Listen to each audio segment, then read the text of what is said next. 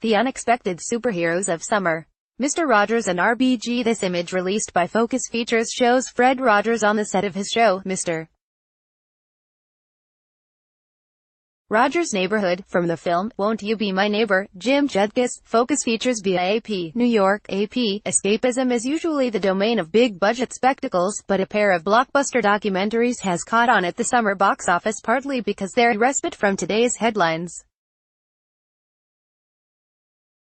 The Fred Rogers documentary, Won't You Be My Neighbor, and the Supreme Court Justice Ruth Bader Ginsburg portrait, RBG, have each played to some of the season's most packed theaters. In 8 weeks, RBG has made $10.9 million, a mammoth sum for any documentary. Morgan Neville's Won't You Be My Neighbor has grossed $4.1 million in 3 weeks, including $1.9 million last weekend at 348 theaters. Both movies have cracked the top 10 movies at the box office, ranking an 85-year-old justice and a deceased Presbyterian minister in multiplexes alongside spandex, superheroes and supernatural thrillers. Documentaries, often sober counter-programming for the summer months, are instead supplying the movie season's most potent wellspring of feel-good inspiration, particularly to liberal moviegoers. It's an escape from what they're reading every day in the newspapers or online.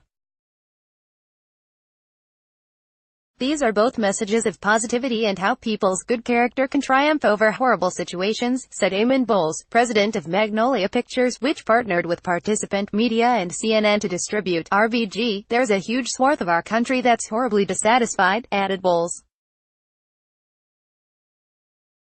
RBG and Fred Rogers, their sensibilities lie in helping other people.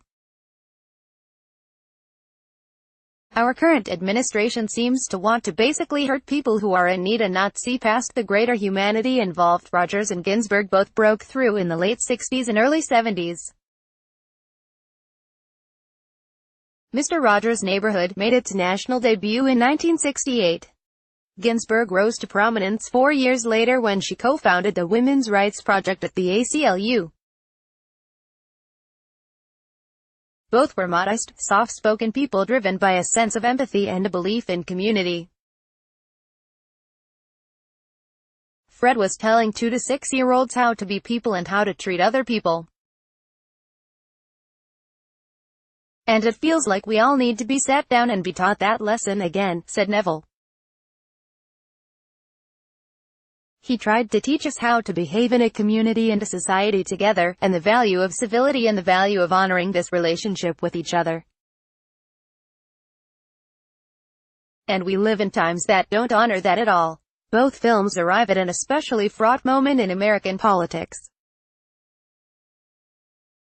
On Tuesday, Ginsburg joined with Sonia Sotomayor in authoring a scathing dissent to the court's 5-4 ruling in favor of President Trump's travel ban for 7 Muslim-majority nations. Her reputation for tenacity was only enhanced Wednesday when her fellow Supreme Court Justice Anthony Kennedy, 4 years her junior, announced his retirement. "We'll run all summer," said Bowles of RBG. It's the 17-year-old indie distributor's highest-grossing release ever.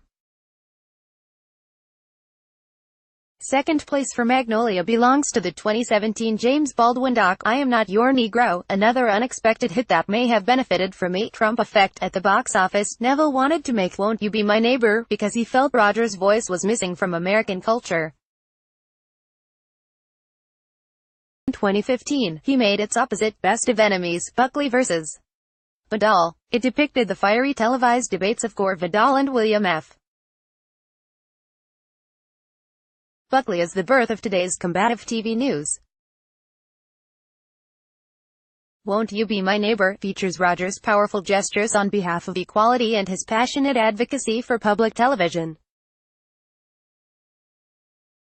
The documentary, like its lifelong Republican subject, seeks to avoid politics and instead focus on Rogers' humanist, compassionate lessons.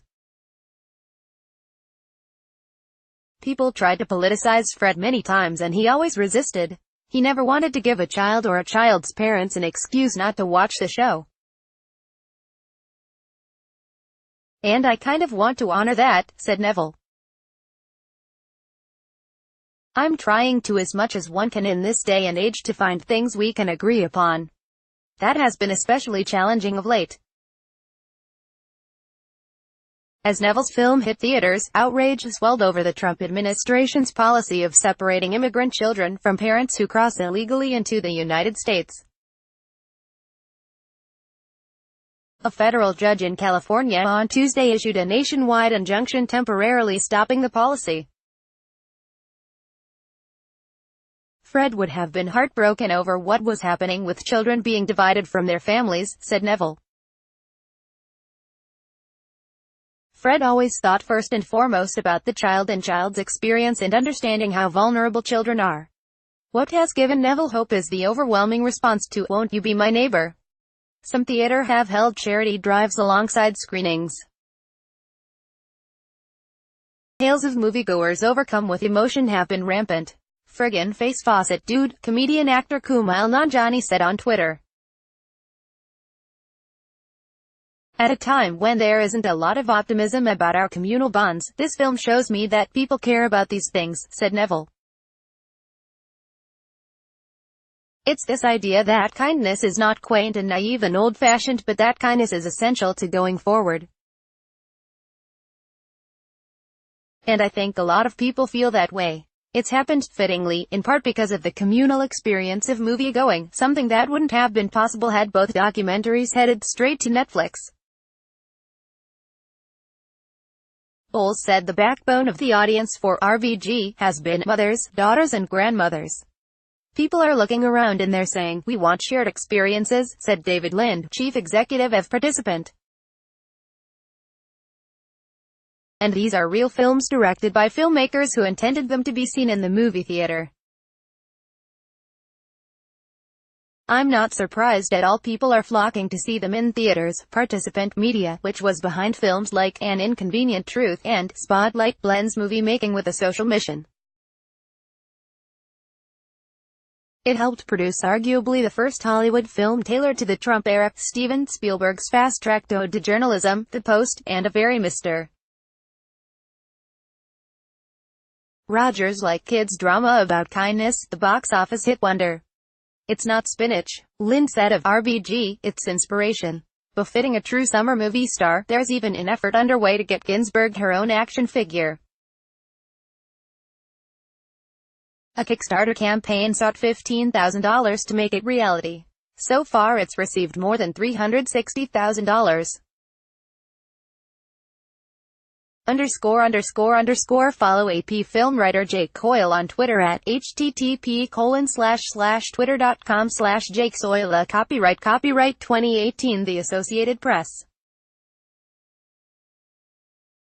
All rights reserved. This material may not be published, broadcast, written or redistributed. Advertiser content.